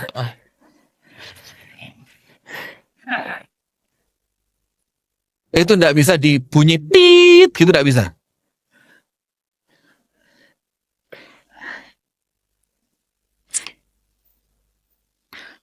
Kalau kemudian cari pemimpin uangel, wong Islam sing betul-betul Islami ndak pernah muncul, itu awal akar masalahnya dari rumah tangga. Kenapa? Rumah tangganya bukan surga tapi ibarat neraka. Nah, sekarang kita masuk ke materi. Ada 5 faktor yang menjadikan rumah tangga itu harapannya adalah betul-betul surga dan tidak malah menjadi sebaliknya seperti neraka. Sehingga rumah itu hadirin betul-betul menjadi tempat kembali yang paling kita rindukan. Kepingin mulih, kepingin ketemu istri, kepingin ketemu anak, anak kepingin pulang ke rumah orang tuanya. Seorang istri lebih nyaman berada di rumahnya dibandingkan ketika dia di luar rumah. Itulah yang kita inginkan. Jadi kembalikan keluarga muslim ke rumah mereka. Karena rumah itu benteng terakhir kita. Nah sekarang faktornya apa? Yang awalnya kita kepingin rumah tangga itu seperti surga, ternyata kok rumah tangga kita menjadi neraka. Kok ternyata rumahnya menjadi neraka. Nomor 1. Adamu al-ilmi. Karena di rumah tangga itu kering dari ilmu. Rumah tangganya apa? Kering dari ilmu. Ketika rumah tangga itu kering dari ilmu, maka mereka mengarahkan arah kompas rumah tangga itu panduannya bukan ilmu, tapi apa? Perasaan. Ketoke lek mantu yo. Lek gak nyewa gedong, iki sungkan mbek tonggo. Jadi bukan lagi ilmu, tapi apa? Perasaan. Terus lagi gini. Anak wedokku, lek malam minggu gak metu disusul pacare, engko dikira tonggo anakku rapayu. Terus lagi, ketika anak perempuannya nikah di usia belia, engko lek rabi saiki umure sik 19 dikira MBA. Ngerti MBA? Married by accident. Menikahnya karena kecelakaan lalu lintas. Salah mendarat. Belum waktunya mendarat sudah ngerti maksud saya. Jadi panduan rumah tangganya bukan ilmu. Sementara kalau panduannya bukan ilmu, ingat akal kita ini terbatas. Perasaan kita sering ngaco, ngundang tonggo. Lek suguhane gak mewah, izin. Ini bukan ilmu. Apalagi ketika keluar rumah, istri itu pakai jilbab besar. Engkau lek jilbabnya kegedean, Dik. Engkau mbek tonggo diarani jamaah Islamiyah engkau. Baru bubar tapi. Baru bubar nih, saya dapat videonya barusan. Nanti diarani apa awake dhewe iki? Yang laki-laki juga gitu. Di bulan Muharram ini kan macam-macam acara-acara di kampung bulan Muharram kan? Ketika ada acara yang kita khawatir akan mendatangkan kesyirikan, saya ulang. Ketika ada acara yang kita khawatir, belum tentu loh berarti ya. Kita khawatir nanti syirik, kita ndak ikut, ndak berani. Engko apa jarine tonggo lek gak melok bersih desa? Engko apa jarine tonggo lek gak melok jaranan? Panjenengan tahu jaranan? Udah lumping. Zaman saya kecil, pure jaranan. Murni jaranan. Jogetannya pun jogetan pakai yo jaranan itu. Dan jarang ada perempuannya. Sekarang jaranan ada orkes dangdutnya. Sampai Sidayu lawas. Jadi kalau ngundang jaranan itu, pembukaannya itu perempuan nyanyi. Kayak konser dangdut gitu. Nanti setelah tampil satu kelompok jaranan, perempuannya nyanyi lagi. Itu sekarang. Lek gak melok, lek gak urunan, lek gak nyumbang, nanti diarani opo mbek tonggo. Kenapa? Karena rumah tangganya tidak dibimbing oleh ilmu. Itulah kenapa hadirin dalam Islam menuntut ilmu hukumnya apa? Hukumnya apa? Jadi kalau ngerti hukumnya wajib, maka cari ilmu itu bukan lek kober. Nah sekarang orang cari ilmu, kenapa kok mesti tablik akbar hari Minggu? Karena orang menganggap lek dinone selain Minggu sepi. Kenapa sepi? Karena prioritas mereka bukan ilmu tapi kerja. Kita ini sekarang sudah salah prioritas. Bukan ilmu tapi kerja. Zaman dulu karuan duwe ilmu masih yo melarat dibandingkan sugih tapi gak duwe ilmu. Sekarang dibalik, mau ngerabek nih anak. Pertanyaan pertama sama calon mantu apa? Datang calon mantu ke rumah. Pak, kula remen kalian yogane bapak sing namine Sriatun niku. Loh kenapa? Terus ndak usum Sriatun. Apa sekarang yang usum? Kula remen kalian yogane bapak sing namine Ayu Ting Ting niku. Mumpung lagi kosong ini. Lagi kosong, Bu. Kok tahu? Korban gosip. Sudah? Maka si bapak tadi nyambut calon menantunya. Pertanyaan pertama apa? Pertanyaan pertama apa? Sampean nyambut damele nopo? Kerjomu apa? Baru pertanyaan berikutnya. Saulan bayaranmu piro? Berikutnya, ngerti skincare anakku regone piro? Jadi anak perempuan itu sekarang komoditi perdagangan. Aku ngerumat mulai lahir procot. Sampai saiki umur 23, itu lek diuangkan kira-kira yo. Sampean wani ngijoli piro? Loh. Coba. Jadi yang dilihat bukan lagi ilmu, tapi apa? Kekayaan. Dan ini loh ketika rumah tangga tidak ada panduan ilmu. Sekarang perhatikan ayatnya. Ibu-ibu yang di belakang, Bu. Bu. Sampun mantu napa dereng? Mboten pengen ngepek kula dados mantu nih. Wah, sembrono. Istri saya nonton padahal ini. Ngelihat istri, tapi tidak apa-apa, laki-laki pemberani kok. Paling sebentar lagi ya WA istri saya. Bang, tidak usah pulang. Itu mempersilahkan. Golek ondek lamongan aja. Wah, oke. Sudah, begini. Allah Ta'ala berfirman, Yarfa'illahu alladhina amanu minkum walladhina utul ilma darajat. Orang yang berilmu, derajatnya diangkat. Berarti kalau suami kepingin derajatnya lebih tinggi dibanding istri, harus punya apa? Ilmu. Jangan kalah. Kalau suami ingin rumah tangganya terarah sesuai arahan syariat, syariat itu dipelajari lewat ilmu. Tidak ada syariat dipelajari lewat mimpi, tidak ada. Aku ngimpi. Seperti Nabi Ibrahim. Saya suruh nyembelih, tapi bukan anak, istri.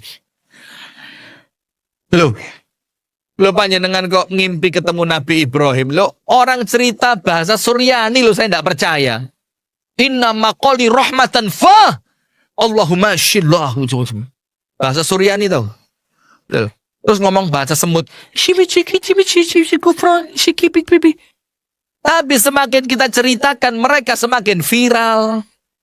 Ditanggepi salah, gak ditanggepi yo. Maka mendingan apa? Colnya gak usah direken. Tapi kadung ya. Nah, maka apa yang terjadi hadirin? Kalau pengen rumah tangga kita terarah dengan baik, diarahkan oleh ilmu. Nah, maka ada cerita. Ustadz, sampai jam berapa Ustadz? Berapa? Jam?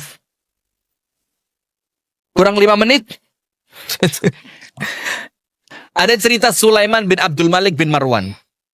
Sulaiman bin Abdul Malik bin Marwan, ini khalifah. Mau berangkat haji. Ketika mau berangkat haji, dia ajak anak-anak dan istrinya. Semuanya berangkat. Sampai di kota Mekah, dikumpulkan ulama-ulama sekota Mekah. Dicari siapa yang paling pinter untuk diangkat menjadi mufti haji. Diangkat menjadi apa? Setelah ulama itu kumpul semua, Sulaiman bin Abdul Malik bin Marwan tanya, Man a'lamukum bil halali wal haram. Di antara kalian, siapa yang paling ngerti tentang syariat? Siapa? Semuanya nunjuk satu orang. Satu orang itu siapa? Bilal bin Abi Rabah. Kalau saya tidak salah namanya itu. Sudah. Terus Sulaiman tanya, kok bisa dia paling ngerti?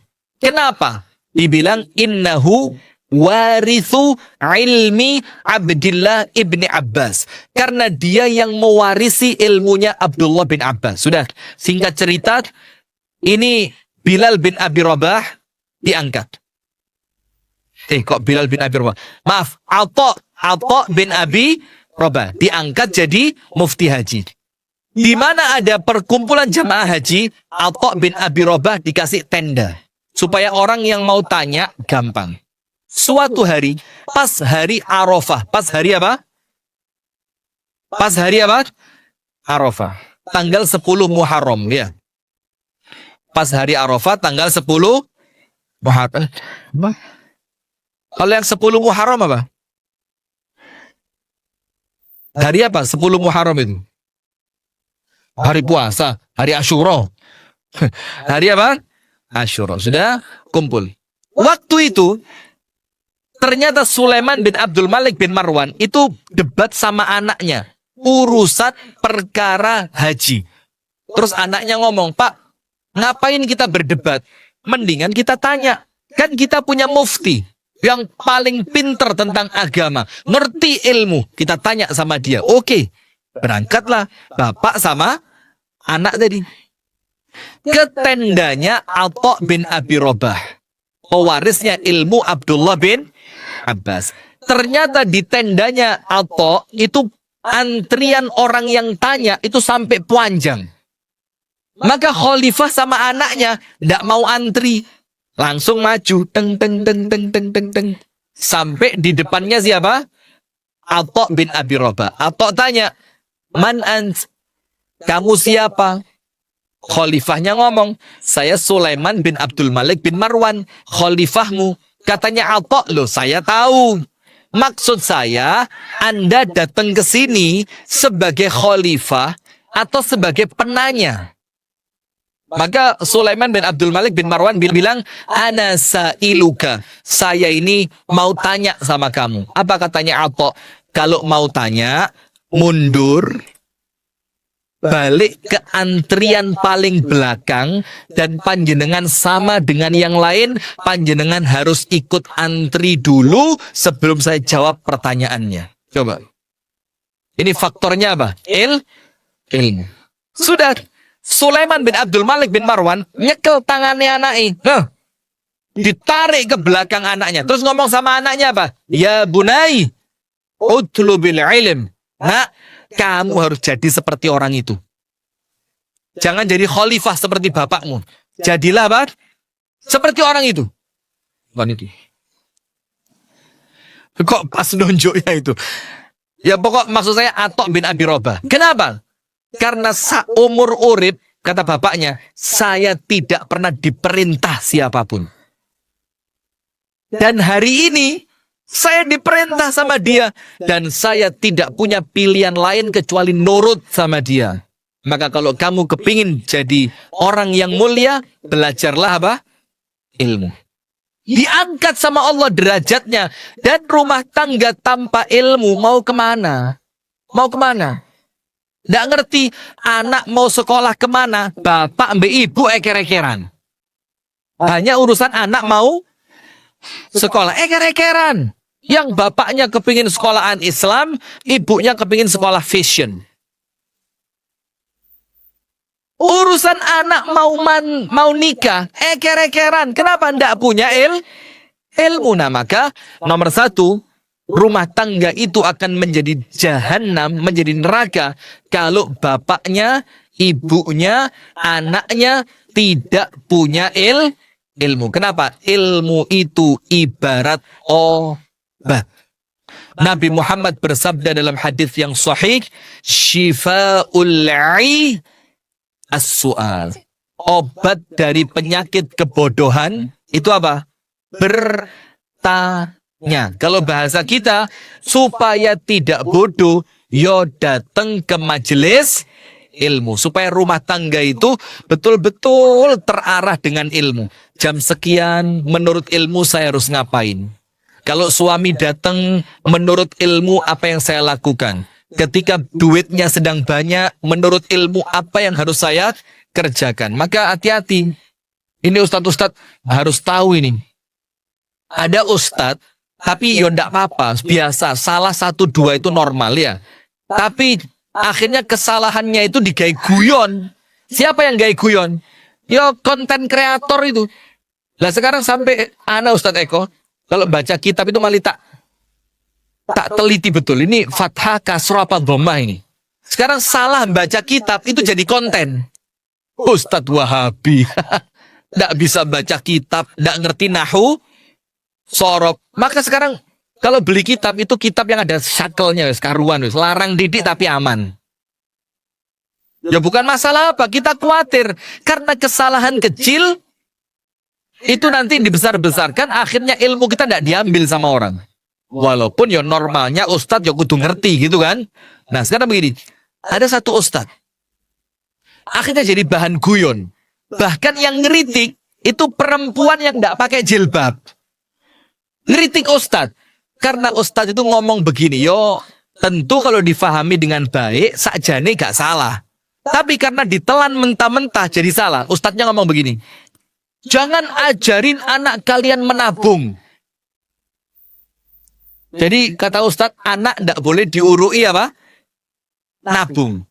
Tidak ada dalam Islam ajaran menabung, tidak ada. Ajarkan anak Anda untuk bersedekah. Itu kalau difahami oleh orang yang berpikiran positif, yo ngerti oh maksudnya, yo ojo kakean nabung sodakoi titik, kan gitu. Tapi kalau difahami mentah-mentah, seakan-akan Islam itu tidak ngajari nabung. Padahal dalam Islam itu ono nabung itu ada. Ada banyak ayat Quran, salah satunya tentang ibadur rahman.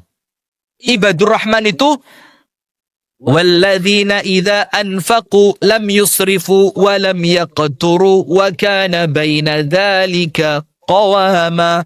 Ibadur rahman itu kalau sedekah gak medit yo gak kakean.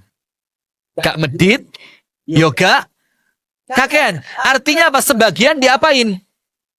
Disimpan, yo itu nabung. Nabi Yusuf tahu? Yang gantengnya mirip Mudir Al-Iman. Masya Allah. Ana melihat antum tadi ingat Nabi Yusuf. Sudah? Nabi Yusuf ketika menafsirkan mimpinya raja, Nabi Yusuf bilang apa? Gampang. Nanti kalau panen gandum dibagi 3. Yang sepertiga dimakan, yang sepertiga biarkan di tangkainya, jangan dipotong, simpenan di tempat. Yang sepertiga jadikan bibit untuk panen berikutnya. Jadi yang satu apa dimakan, yang sebagian disimpan. Disimpan itu nabung apa enggak? Lah kok tiba-tiba bilang dalam Islam ndak ada nabung. Waduh, blunder mana? Nanti repot. Nah, maka itulah perlunya bimbingan ilmu. Sip. Yang kedua, rumah tangga itu menjadi jahanam, neraka. Itu kalau penghuni rumah tangga gak tahu ibadah. Semuanya tahu kan? Rasulullah bersabda apa? Disuruh sholat di rumah. Disuruh ngaji di rumah. Disuruh belajar ilmu di rumah. Jangan jadikan rumah kalian seperti kuburan. Lah sekarang diwalik. Yang seharusnya dilakukan di rumah, dilakukan di kuburan. Di kuburan ngadakan pengajian. Bahkan ada dakwah dalam kubur. Pernah lihat? Ya podo, saya juga pernah. Korban juga kita ini. Dakwah dalam kubur. Jadi ustadznya itu kalau mau ceramah, dikubur dulu. Ya Allah. Ya maaf. Saya telah merasakan gelapnya alam kubur. Ngono ya tak delok Ibian. Ya Allah. Panjenengan juga lihat dulu. Dakwah dalam kubur, lihat. Lah ya apa ngaji di masjid, ngaji di omah dilakoni di ya Allah, manusia wolak-walik. Tapi ya enggak apa-apa karena zaman dulu ya ilmu belum seperti sekarang. Nah maka Rasul bilang la taj'alu buyutakum kuburan. Jangan jadikan rumah kalian seperti kuburan. Maka maksudnya apa? Di rumah disuruh ngaji, Bu. Kalau di rumah ngaji Al-Baqarah, apa yang Anda dapatkan? Jadi rumahnya dipakai ngaji surat Al-Baqarah. Apa yang terjadi? Setannya kabur. Terus yang masuk siapa? Malaikat. Kalau yang masuk malaikat, rumah itu surga apa neraka? Surga. Tapi kalau malaikatnya pergi yang masuk setan, rumahnya surga apa neraka? Bagaimana setan bisa masuk? Kita yang ngundang TV, acaranya dangdut koplo. Acaranya gosip Ayu Ting Ting tidak jadi lamaran. Gosipnya, loh iya itu yang lagi panas sekarang kan? Ibu-ibu yang di belakang, Bu. Bu, panjenengan nggih ngikuti gosip, Bu. Nggih, bagus, lanjutkan, Bu. Dilungkas mlebu neraka. Na'udzubillah min. Yang dilihat gosip, tamu yang datang ke rumah, ibu-ibu sing gak jilbaban, sing ceritane, Mbak ngelon ta, Mbak. Bojone Mbak sing iku lho, mari fitness bae, awake mentol kabeh, Mbak. Mulai ndukur sampai isor mentol kabeh, Mbak. Lah bojone awake dhewe bae, lek gak koyo triplek koyo tong. Lek gak koyo triplek koyo lek koyo ngono lah. Ih. Deloke lho, Mbak. Ih. Rusak. Yang masuk bukan malaikat tapi apa? Karena rumahnya ndak dipakai ibadah. Maka perempuan, Bu, panjenengan boleh ndak sholat berjamaah ke masjid? Tapi kalau sholat di rumah, lebih bagus mana? Supaya rumahnya tidak kering dari ibadah. Malaikat sering ke situ. Doa panjenengan didengar malaikat, diijabah sama Allah dari rumah. Bapak-bapak, sholat sunnahnya panjenengan lebih afdal di masjid apa di rumah? Tapi kenapa kok qobliyah zuhur di masjid, ba'diyah zuhur di masjid, tahajud cek ketok koncone di masjid, sholat duha cek ketok koncone di masjid. Kenapa tidak di rumah? Supaya rumah kita itu penuh dengan ibadah. Kalau rumahnya penuh dengan ibadah, yang masuk malaikat, setannya kabur. Tapi sayangnya rumah kita sekarang ibarat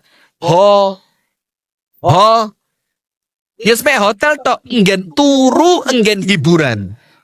Ayo, panjenengan kalau ke hotel, ada TV-nya enggak? Di rumah panjenengan ada TV? Ada, sama. Di hotel ada kasurnya enggak? Ada. Di rumah panjenengan ada kasur? Ada. Di hotel ada makanan enggak? Di rumah panjenengan ada makanan? Sama. Di hotel ada tempat olahraga hiburan enggak? Di rumah panjenengan ada tempat olahraga dan tempat nonton TV mini theater, home theater, ada. Dah. Di hotel ada pendidikan enggak? Ada pendidikan? Enggak ada. Kalau di rumah panjenengan enggak ada pendidikan, ya podo plek. Di hotel ada ibadah enggak? Hampir enggak ada. Di rumah panjenengan kalau ndak ada pendidikan, ndak ada ibadah, yo podo mbek hotel. Nah, maka kalau rumah kita sama dengan hotel, yo rugi. Hotel itu tidak ada ibadah, hotel itu tidak ada pendidikan, hotel itu tidak ada ini itu. Kalau di rumah panjenengan ndak ada yo podo. Akhirnya rumah seperti neraka. Kenapa? Melbu omah tidak ada nuansa sakinah, ndak ketemu ketenangan dalam rumah. Karena ketenangan itu hanya didapatkan di dalam ibadah. Imam Ibnul Qayyim Al-Jauziyah mengatakan, man arada as-sa'adata. Sedikit lagi Ustaz ya. Sedikit lagi. As-sa'adata al-abadiyata falyalzam atabatal ubudiyah. Barang siapa yang menginginkan keabadian yang kebahagiaan yang abadi, kebahagiaan yang hakiki, maka apa yang harus dia lakukan? Hendaknya dia melazimkan ibadah. Itu bahagia. Terus yang lain lagi. Barang siapa yang menginginkan kebahagiaan yang hakiki, hendaknya dia melazimkan ibadah. Sekarang lihat, Ibnul Qayyim ketika menjelaskan ayat Al-Quran. Innal abrara lafi na'im, wa innal fujjara lafi jahim. Orang yang baik seperti masuk surga, orang yang jahat seperti masuk neraka. Kata Ibnul Qayyim, apakah kalian kira itu cuma di akhirat? Enggak, tapi itu juga mulai di dunia. Wong le api ibadai kenceng kroso surga sadurunge surga akhirat. Orang kalau jelek ibadahnya males, terasa neraka sebelum neraka akhirat. Tinggal pilih. Maka rumah tangga kita harus penuh dengan ibadah. Sholat di rumah. Di rumahnya dipakai ngaji. Zikir pagi dan petang di rumah. Faktor yang ketiga. Nomor 1 tadi apa? Keringnya rumah tangga dari ilmu. Kalau ada masalah tidak bisa menyelesaikan. Tadi ini muskilah. Jadi neraka. Nomor 2, di rumah kering dari ibadah. Akhirnya malaikat tidak masuk. Yang masuk siapa? Setan. Pulang kerja ngelihat istri. Koyok jin. Astagfirullah. Karena ndak ada ibadah. Nomor 3. Aklul haram. Yang menjadikan rumah seperti neraka. Maaf nggih. Kalau rumah itu dipenuhi harta yang haram. Wes, ini perhatikan. Panjenengan tak ceritani. Ada satu kitab yang dituliskan oleh Syekh Ahmad Farid. Kitab ini ceritanya tentang akhlaknya para salaf zaman dulu. Salah satu akhlak mereka itu namanya wara'. Namanya apa? Wara'. Wara' itu apa? Jangankan yang haram. Yang mengkhawatirkan syubhat saja, itu mereka tinggalkan. Ceritanya begini. Di zaman ulama tabi'in. Di zaman siapa, Bu? La haula wa la quwwata. Selamat sabar. Bu, yang diterop di zamannya siapa? Oh pinter, padahal gak kerungu blas. Luar biasa, yang diterop ini antara kuping mbek tangan podo kerjone. Kupingnya kerja ngrungokne pengajian, tangannya kerja ngademne pikiran. Masya Allah, jadi ilmunya itu durung sempat melebus ke gusak metu. Jadi baru ilmu itu baru mau keluar digusak. Hush. Nggih, Bu? Ya wis lah. Begini, ada seorang tabi'in, pulang dari tempat kerja ke rumah. Sampai rumah, ternyata uang di kantongnya jatuh. Dicek, ternyata kantongnya bolong. Muter dia balik, seret. Di jalan yang sebelumnya dia lewati. Balik dia. Ketemu duitnya. Katakan ini bahasa Indonesia nggih. Ketemu duitnya 300.000. Yos percis duit yang jatuh dari kantongnya dia. Duitnya kelipet, yo itu uang yang ditemukan kelipet. Duitnya jejer telu, uang yang ditemukan yo jejer telu. Diambil sama dia. Oh alhamdulillah uangnya ketemu. Kantong, seret. Mau pulang, kepikiran, loh. Iya kalau uang saya. Jangan-jangan uang saya yang jatuh tadi sudah dibawa orang. Dan ini uangnya orang lain yang jatuh. Yang jumlahnya sama, bentuknya juga sama. Apa yang terjadi? Kuatir nggowo mulih uang haram, itu uang dikembalikan ke tempatnya, dia pulang tangan kosong. Hebat apa enggak? Padahal besar kemungkinan itu uangnya siapa? Uangnya dia, tapi hati-hati loh, kita sekarang duwe uang roto, rezeki anak soleh. Wes jelas uangnya orang ini. Bahasanya apa? Rezeki anak sing nrimo bapak kurang ajar. Sing digawe korban anak. Dari mana long duwe wong sing roto? Astagfirullah. Tolong, mahal ini mas. Baru beli ini ya Allah. 175 ini mas. Jazakumullah khair. Mudah-mudahan nikah lagi mas, amin. Loh, didoakan baik, mudah-mudahan nikah lagi mas. Aduh. Istri ikut. Oh, itu tidak ikut aja loh. Tidak apa-apa. Kalau yang istrinya ikut jangan. Sudah. Ini uangnya orang roto. Dijoko rezeki anak soleh. Pasang status. Alhamdulillah. Wa razaqahullahu min haitsu la yahtasib. Dari mana min haitsu la yahtasib? Ini uangnya orang. Apalagi jelas-jelas maling. Jelas-jelas nyolong. Jelas-jelas korupsi. Terus setelah dia pulang bawa uang yang haram, kepingin baiti jannati pret. Dari mana uang haram mendatangkan ketenangan? Dari mana uang haram mendatangkan kemampuan ibadah? Dari mana uang haram menjadikan doanya diterima? Dari mana uang yang haram mencetak anak yang soleh soleha? Dari mana uang yang haram mendidik istri menjadi istri yang taat? Dari mana uang yang haram menjadikan suami tanggung? Tidak ada. Maka itulah Nabi Muhammad mewanti-wanti dari harta yang haram tadi. Rasulullah bilang apa? Al-lahmu nabata min haramin.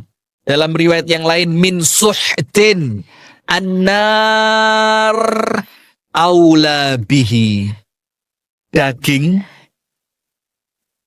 yang tumbuh dari barang yang haram. Apa kata Nabi Muhammad? Neraka lebih pantas menjadi tempatnya. Lah kalau sebelum neraka akhirat, neraka mana dulu? Dunia. Neraka dunia, bojone ayu tapi cerewet. Sing lanang ganteng tapi senengane. Kayak yang kasus barusan viral itu loh. Yang apa? Yang itu loh yang dipecat gara-gara maksa perempuan untuk siapa namanya itu? Ya normal, boleh jadi uangnya uang. Ingat saya garis bawahi, boleh jadi uangnya uang haram. Uang haram Pak, dimakan jin, dimakan setan, digaya apa? Maaf nggih, a'azzanallahu wa iyyakum ajma'in. Semoga Allah memuliakan kita semua, amin. Digawe bayari wong wedok, digawe karaoke, digawe diskotik, digawe narkoba, anake katut, bojone katut. Kenapa? Uangnya uang haram. Maka Bapak Ibu, rumah tangga kita sekarang perlu satu. Apa itu? Nah, perlu apa ibu-ibu? Dikasih uang suami, alhamdulillah, ndak dikasih. Naudzubillah. Yo, wes salah kona'ah. Maka perempuan di zaman dulu kalau suaminya mau berangkat kerja, ditutne sampai lawang, dibisi ndek kupingi, sayang, listrik entek. Menewayai perawatan skincare yo larang. Kelambi pengajian bayo. Wes lawas tau digawe kabeh isin mbek kancane. Tolong Mas yo, lek gak entuk sing halal, sing haram rapopo. Astagfirullahaladzim. Bukan. Kalau perempuan zaman dulu suami di pintu, dibisi, Mas, golek sing halal. Takutlah kepada Allah dalam urusan kami dan anak-anak. Lek entuk sing halal Mas, alhamdulillah. Kalau ndak dapat Mas, ojo kuatir. Aku mbek anak-anakku Mas, tak latihan poso. Coba. Tapi suaminya disemangati, ojo sampai nggowo mulih barang haram. Kalau yang dibawa pulang barang halal ndak apa-apa. Istri kedua halal apa haram? Bu, kalau yang dibawa pulang halal, boleh apa ndak? Ndak. Loh, uang halal, emas halal, makanan halal, boleh dibawa pulang. Istri halal, boleh. Loh, double standar. Kalau istri bodoh-bodoh halalnya kenapa ndak boleh? Ada cerita. Seorang istri WA suami malam-malam, Mas, hati-hati di luar rumah. Suaminya balas, tenang aja dek, saya tidak akan melakukan yang haram. Sama istrinya dibalas, justru aku takut yang halal Mas. Ngerti maksudnya? Panjenengan paham kayaknya Ustaz. Justru aku takut dari yang halal. Lek haram wis sampean ra mungkin Mas brewok kok ngelakoni haram. Isin mbek jenggote Mas. Sing aku kuwatir iku lek wis halal iku lho Mas. Panjenengan begitu Bu ya? Jangan Bu. Mendingan halal daripada.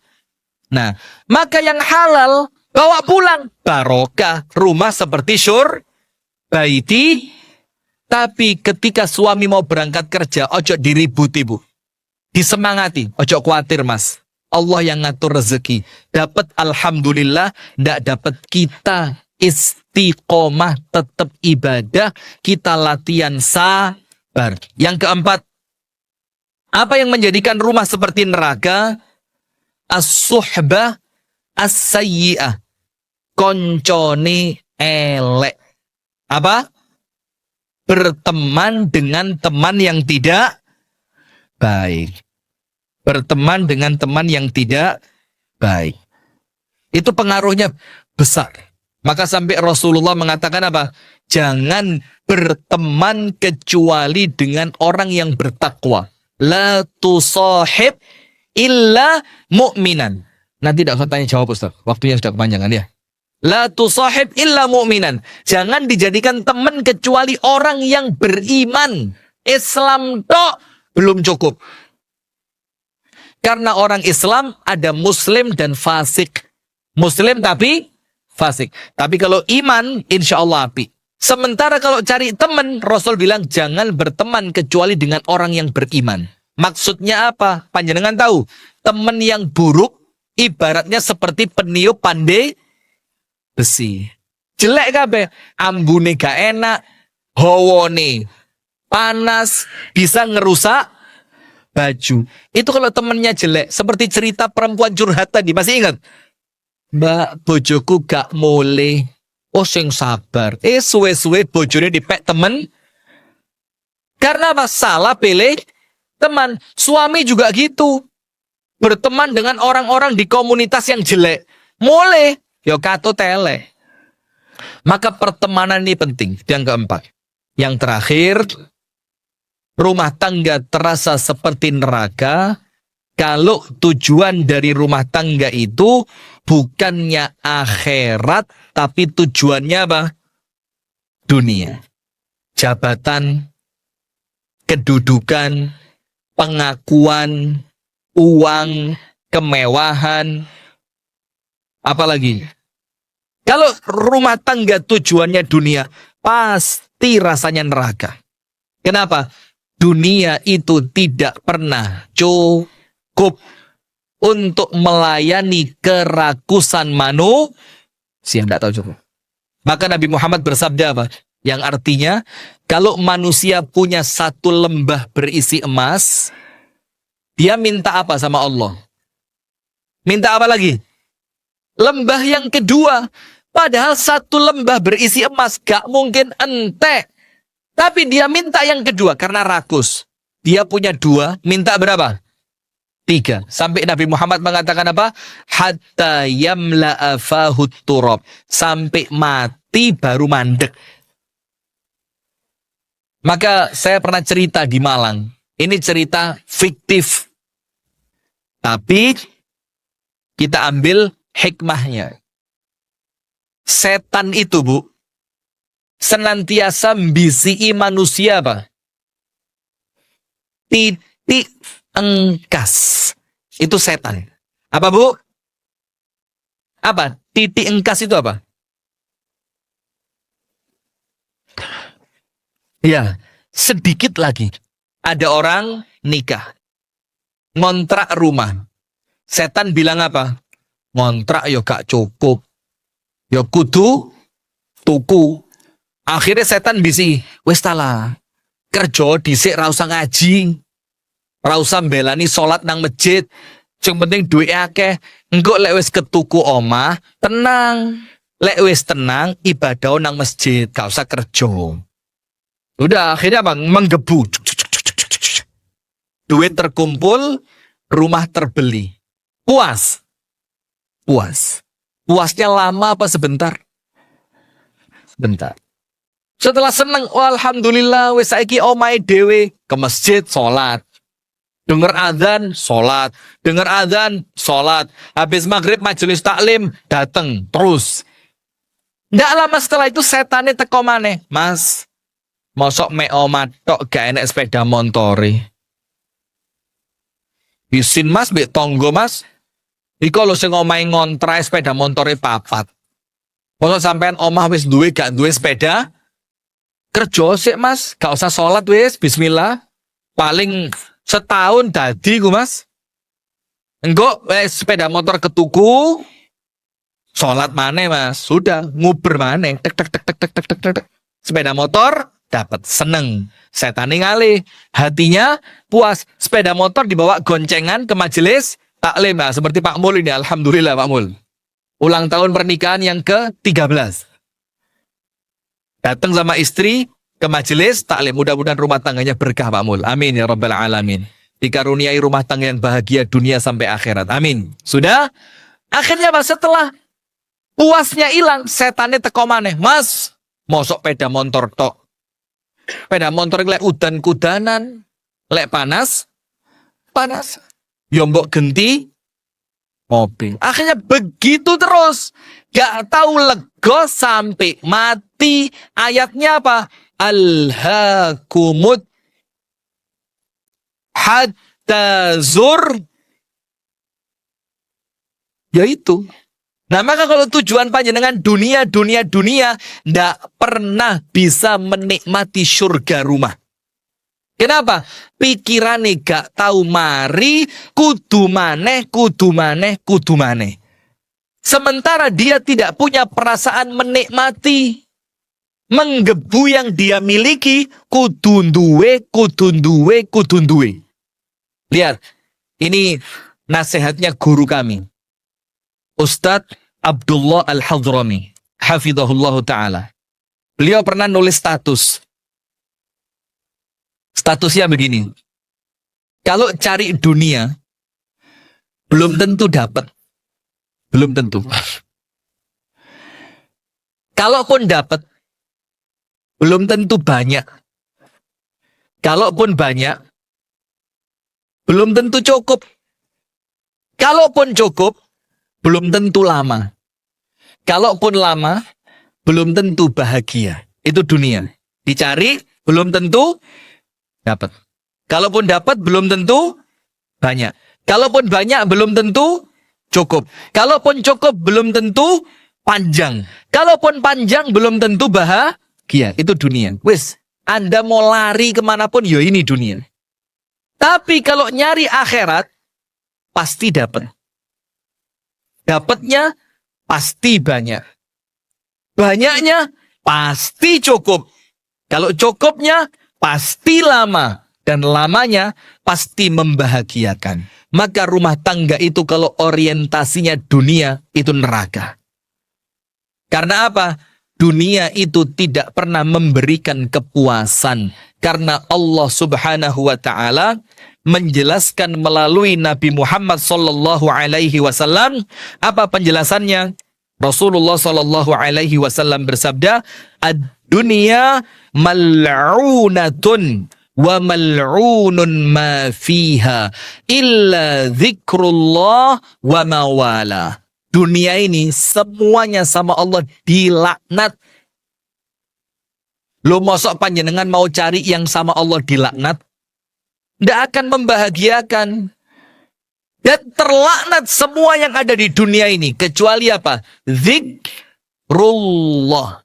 Dan apa-apa yang berkaitan dengan zikir. Nah maka hadirin sekalian, inilah 5 faktor yang menjadikan rumah tangga terasa seperti neraka. Nomor 1, rumah tangganya kering dari ilmu.